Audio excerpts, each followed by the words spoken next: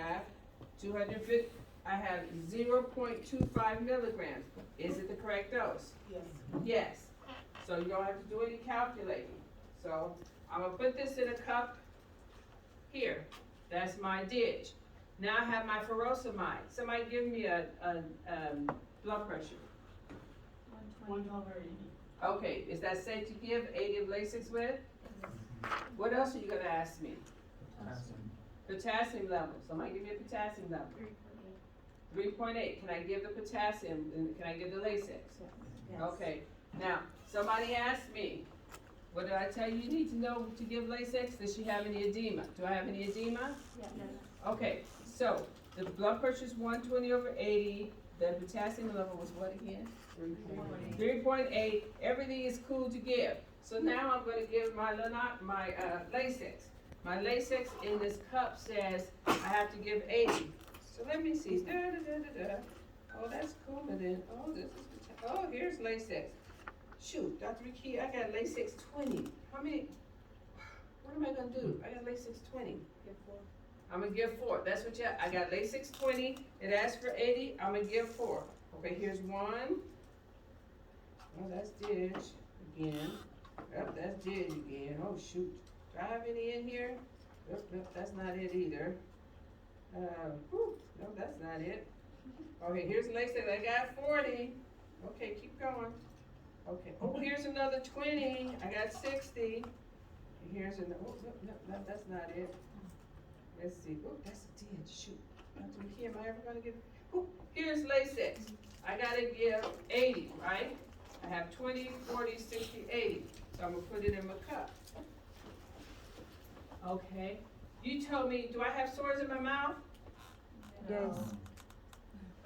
Yes. Okay. If I have sores in my mouth, am I going to give this? No. If I don't, I am. Yes? Yes. If I'm going to give it, I'm going to pour it. I'm going to put my cup on the table, and I'm going to pour it. I'm going to pour it just like this. Okay. That looks like about 20. What is it? What is it? 4 million? Oh, God, I got to do calculations. Oh, shoot. But you told me she has sores in her mouth, so I'm not going to give it. She has sores in her mouth. I'm not going to give it. She has sores in her mouth, but what if I had to give it? What would I say to her? Him. Okay, ma'am, you told me you had sores in the mouth, Mr. Tanner, so since you have sores in the mouth, I'm not going to be able to give you a nice stat because all it's going to just irritate your mouth some more, okay? But tomorrow, if the sores are gone, I'm going to give you a nice stat because you need to keep it up so you can hear me get that stuff out of your mouth. If I give it to you tomorrow, you cannot eat or you cannot drink after I give it to you, okay? Because it's an antifungal and what it does is it just dilutes it. It just doesn't work, okay? So. Okay, I have Coumadin. What's my INR? What did you guys say my INR was? Or did anybody say? Okay, my INR is 2. Okay, 2 is okay, but Dr. McKee, I don't have to give it because it's at 2 o'clock. But I'm going to say, okay, well, what if this was 2 o'clock? What would you tell me about my Coumadin, my warfarin? Well, it's an anticoagulant. It is supposed to, the only one that you're going to give orally. It's going to not thin your blood, but it's going to prevent your blood from clotting. Because people will say, my blood's going to be thin, you can see through it. No, it just prevents the clotting factor, the cascade. It prevents the cascade, prevents it from clotting.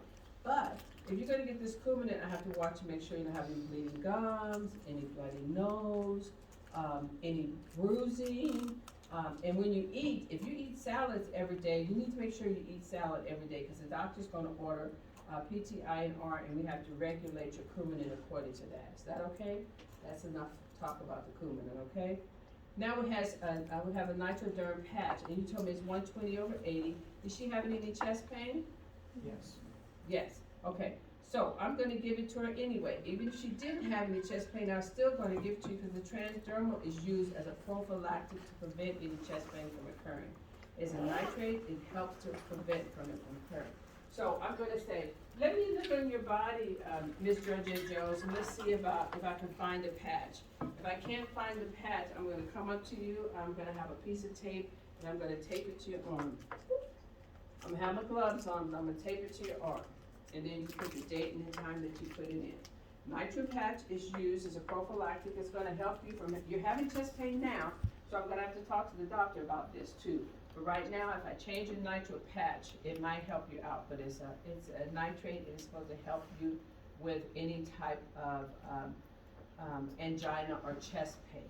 What you do need to watch out for this is I'm giving you your Lasix, I'm giving you this. This may drop your blood pressure a little bit, especially if I give you the Lasix. It's gonna drop your blood pressure, and this may drop your blood pressure too. So I need you to call me before you get out of bed, okay? Say, okay, gotcha. Okay, so I'm giving the nitro. And then you told me her potassium level was 3.8. I'm still gonna give the potassium, even though I know my Lasix is a loop diuretic and it wastes potassium. I'm still gonna give the potassium, even though she is within normal limits. Now, the potassium you told me was 20 milliequivalents. See, I got 20 milliequivalents here. So I'm gonna give that. Bam. That's what you do at the beginning of your getting your medication done. Now, down below, and it's not on here, is that she has insulin. What's my insulin level? Sugar level? My sugar level, I'm sorry. 180. 185, he's making it up for me. Okay, 185, and I think it says if it's above 120 you give. Okay, so I'm gonna say, okay, Ms. Georgette Jones, what was the last place they gave you your insulin? And she's probably gonna say in the stomach somewhere, and I'm gonna say, well, how about if I give it to your arm and I'm gonna save your stomach for later, for when you go home? She's gonna say, okay, so you'll have this on the mannequin. Sit that there for right now. You have this on the mannequin, and then I'm like, okay, now I'm ready. I've got my medicines done. I've washed my hands. Dr. McKee, I've done my first check, my MAR against my physician's order. I've checked my MAR against my medication. Now I'm gonna go in and talk to Miss Georgette Jones. I'm gonna go into her room. I'm going, hello, hi, my name is Sharon. I'm the nurse that's gonna be taking care of you. How are you doing this morning? I'm doing okay. Okay, can I have your name and date of birth, please? I've washed my hands, I've got gloves on. Why you got gloves on, sugar? I said, because I may have to give you this nitro patch, and I need to make sure I have gloves on, and it's for your protection. So she says, okay, my name is Georgette Jones. My date of birth is somewhere on here. 10-5-YY. 10-5-YY. Okay, and I've checked it with my MAR. I've asked her about her name and date of birth. Her wristband is here. I've checked it with my MAR. I'm like, okay, you're that person. So that's kind of half of my third check. I've checked my patient with my MAR. Okay, Ms. Jones, I have some medications to give you. I'm going to give you digoxin. Digoxin is a medicine that's going to strengthen your heartbeat and going to help you produce a good heartbeat. It's a professional name is it is a positive inotrope. And you don't need to know that, but I just need to let you know it strengthens and slows and strengthens your heartbeat. That's why I had to count your heartbeat for a whole one whole minute, because I wanted to make sure I had the right heartbeat. Are you okay with this? Have you taken this before? Oh yeah, honey, I took it before. Oh, but you know what I forgot to ask you, Ms. Jones, before we start talking about your medicines, is do you have any allergies? I looked for your name and date of birth, but I need to know about your allergies. That's something that you can do if you make a mistake, go back and just say, oh, I forgot to do it. So you could, I would ask her name and date of birth and her allergies. She says, well, honey, I'm allergic to Tagamet and codeine. But what happens when you take those medicines? So I get swollen tongue, I get a rash or whatever. Codeine makes me sick to my stomach. Okay, well, I have no codeine, I have no Tagamet for you. Okay, so that's what you're gonna do with that. Then you're gonna, now let me get back on my swing of things. I told you about the digoxin, it slows and strengthens your heartbeat. That's why I have to take your heartbeat for 1 full minute. When you go home, you need to take your pulse and you need to check your pulse on your wrist and you need to check it for a full minute, 60 seconds, okay? Can you remember that? And if it's less than 50, you're gonna hold it, you're gonna call the doctor, especially if it's less than 50, two to 3 days in a row. You got that? Okay. Now the next pill I have for you, if you're willing to take it, is your Lasix or your furosemide. Lasix is a pill, I call this my P pill. There's a little white pill. You're taking a pretty heavy dose of 80 milligrams, so it's gonna really make you go to the bathroom. Now what I want you to do is call me before you get up, so I can help you to the bathroom, because it can make you a little bit dizzy, because it will have a tendency to drop your blood pressure. But the furosemide is used to help take off the swelling out of your legs and your ankles.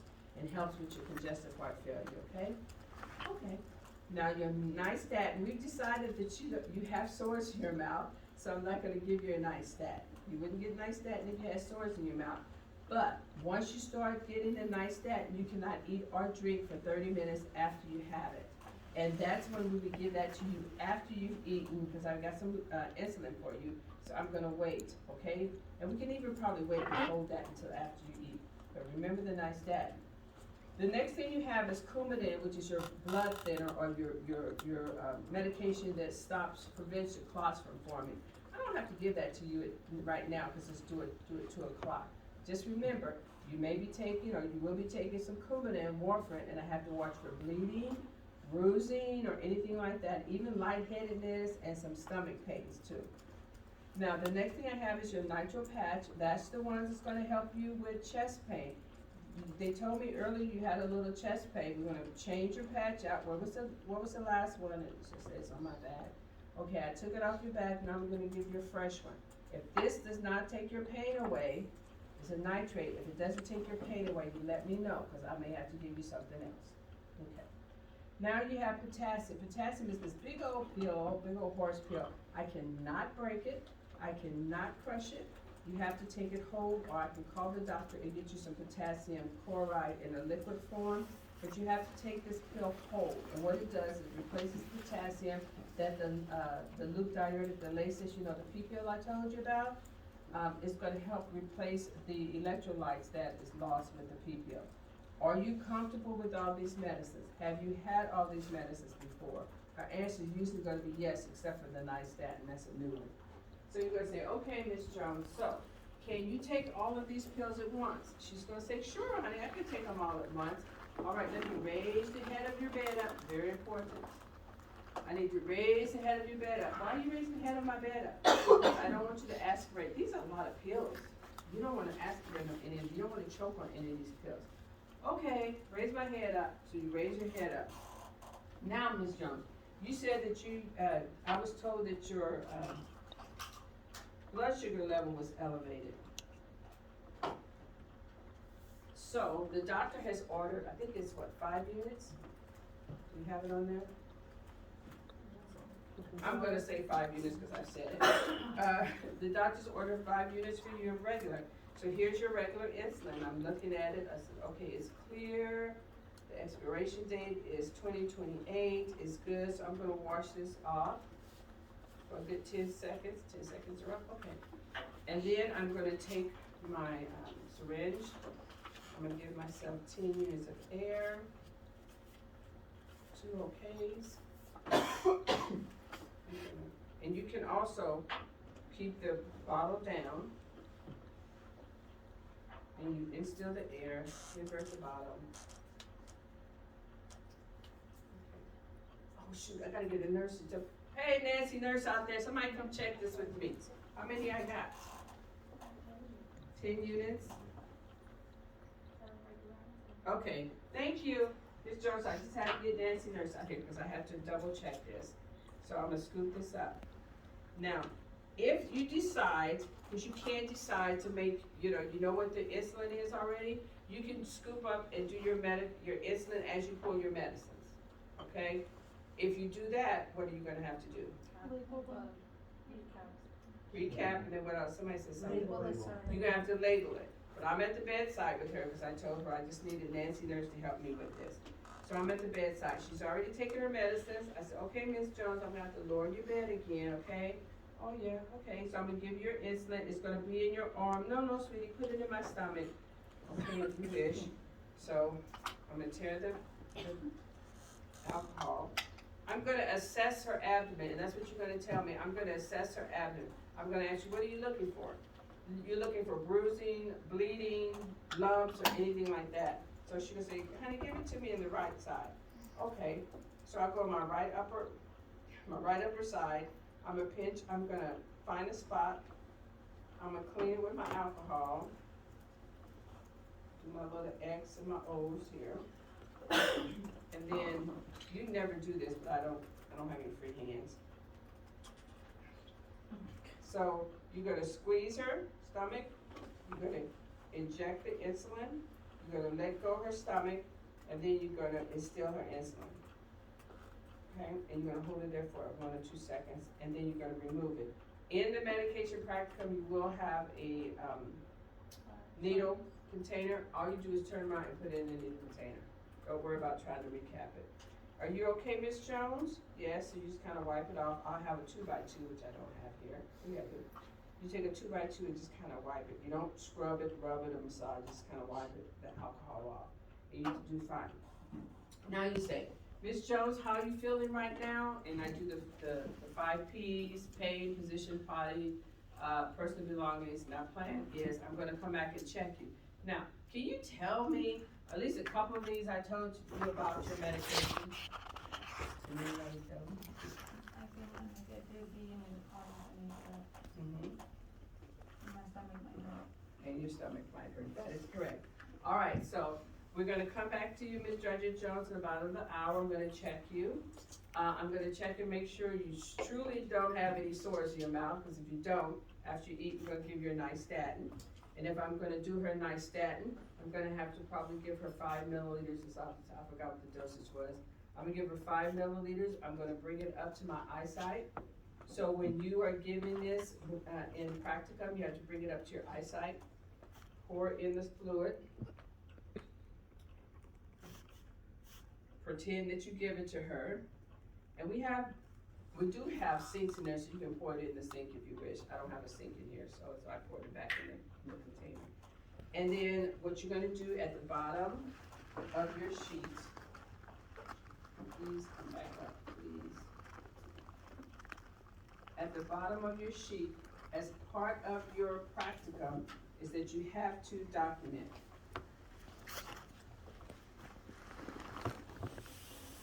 At the bottom of your sheet here, you will write the signature, my first initial, my last name, first initial, last name. You're gonna go GWCC SN, student nurse. And then over the side where it says initials, you're just gonna put your 2 initials or your 3 initials, whatever you use. Now, over here where it says, because down here you're gonna have as needed, one-time orders. This is where you're gonna have your insulin written in. Right here, you're gonna put 00900.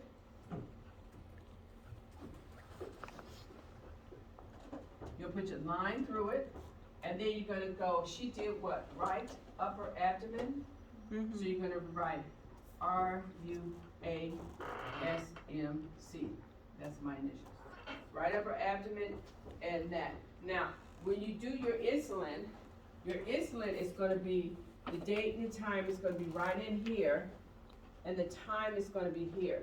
A lot of people wanna put the time in here because they say it's one time. No, the time is gonna be in here, and then you're gonna write the site that you gave it. It was the right upper abdomen, I don't see it on here, but RUA, and your initial, okay? When you give your medications, like your potassium, you're gonna put 1 line through the 9 and put SMC. When you give your digoxin, you're gonna put 0900, SMC, AP, you told me 68, and I think I said 68. You're gonna go AP 68. On your potassium, the same thing. You put potassium, I think you said 3.6 or something. You're gonna put it like that. That way you can tell whoever follows you, although I know you can find it in the lab and on the graphic sheet, but it's always easier as students to become familiar with putting it along the medication, because when you're in the clinical setting, you're not gonna be able to do anything unless you put that in the clinical, in that, it has something like a protocol or guidelines or something. There's a sheet that's gonna come up, because most people have computerized charting, and it's going to ask you that information. So you have to do that before you can even go any further, okay? That's the same thing with anything that you had to have.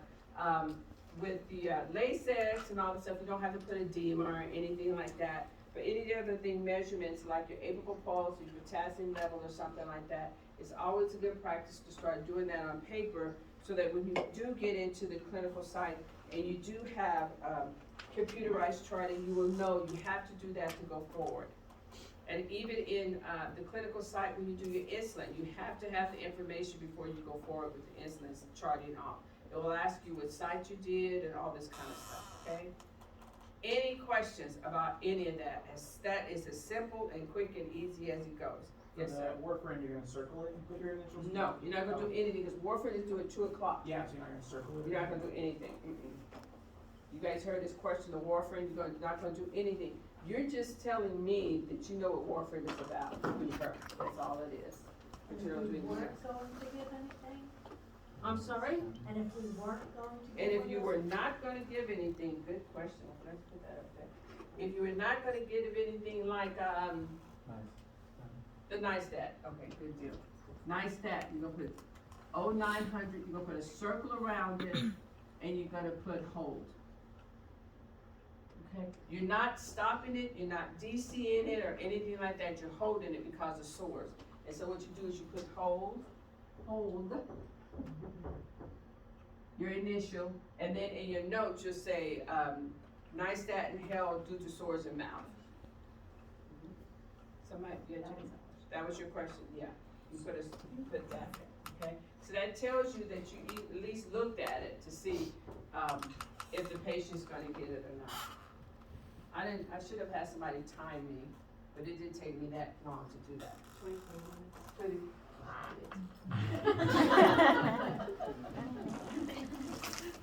So that's as long as it takes, that's as easy peasy as it can get. It should not be any harder than that for you at all when you do it. It'll be easier because you won't be with me pretending, because I'll be there. But the best thing that you can do when you first sit down, get all the information you need right off the bat. Then go down the list and say yes, no, yes, like your select all the replies, yes, no, yes, no, yes, no. That's the easiest way for you to do this practice. And it shouldn't take, would you say 23 minutes?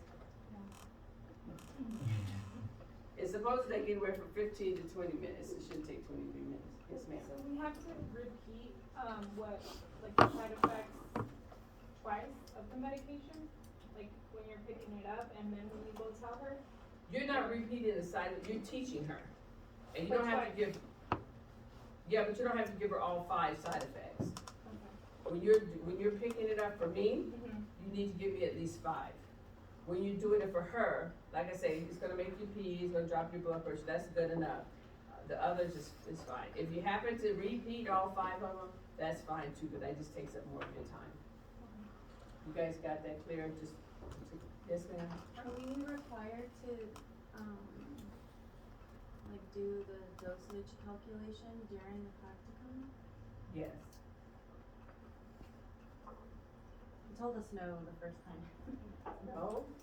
You have, what if you get a dish that's a different dosage that you have in your drawer? If I did, I'm sorry, I had no intentions of saying that, no, you're not gonna do any calculations. Do we have any, like write down and calculate? Oh yeah, you have a calculator there and the whole 9 yards. I'll give you time to do that. If I said that, I mistaken. Some hand went up over here. Oh, he asked for me, so you answered it, so good. The calculator. Oh, yes, about, if you have calculated, you have time. No. It should take, the most I've ever had anyone had to do, and this is honest God truth, the most I've ever had anybody do is they have a dig of 125 micrograms, but there's 250 microgram tablets in the drawer. You give half of it. I'm not looking for you to sit down and show me your calculations. If you can get it off the top of your head, you get it off the top of your head. Same thing with the furosemide. I said, oh, I need 80, but I have 20. I'm like, well, how many tablets you gonna get? You should be able to tell me the 4 right off. NISTAT, I think the ones that you have has it corrected. It's not 4 million. It has 40,000 on it, maybe. Let me see. Did it have 400,000? One got 4 million. This NISTAT in here, oh, she changed it over here. She changed it here. So on your bottle, and this came out of the drawer, on your bottle is 1 million units. So if I said, yes, give the nystatin is 1 million units, how many would you give? 4, according to this? If it's 4 million? This is, what is this? This is 4 million, right? Yeah. This is 1 million Oh. per milliliter. How many milliliters would I get? 4 mLs. So that's probably why she changed it, because there's always such a big screw up on it. Who's QID again? 4 times a day. 4 times a day. So, that's why she changed this, because on here it has 100,000, and I'm like, that doesn't make sense. So she changed it to 1 million per milliliter. You have to give 4 million, so you can give 4 milliliters. Yeah. She made it simpler for us. Thank you for asking that, whoever did that. She changed it on our bottle. Thank goodness, it took us forever to get that. So that's about it. This transdermal nitro patch is always 0.4. You never have to, do I cut it, do I what, it's always the same. And then the potassium is either 20, 40, or 80, but they're always mill equivalents. It's not changed. So you pretty much, this is pretty much it. Yes, ma'am? Do we have to state that the MAR is correct? No, because you can already tell me you've checked the MAR against the So Medicaid, the farm. So I would say this is a correct MAR. This is a correct MAR. My first check is the MAR against the physician's order. I've already done my first check. Okay. I've already done my first check, yeah, but you don't have to say this is the correct thing. I've already done my first check, the MAR against the physician's order. My second check is the MAR against the meds. My third check is the MAR against the patient and the meds, with the meds. And you can do that and be done. And then you have to do your 6 rights. Right patient, right route, right dose, right medication, right time, documentation. And you can do all that at the beginning. You don't have to wait. You can do that all at the beginning, okay? Anything else? You guys are like stoned, like. It's really, the medication practicum is really not that difficult. The only time that I had people that failed their medication practicum in class is they picked up a TB syringe to give the insulin. Or I had one person tell me the DIS level was like 2.6 or something. I'm gonna give the DIS, but I'm giving the potassium, and I can explain why I did it. Okay. You think you can explain why you did it? Okay. And that's the only, and that's really truly the only time. And when we're one-on-one, face-to-face, that's truly the only time anyone has ever failed. That's true. And of course, some people who want to keep explaining to me about the medicine, that person didn't do too well, but other than that, we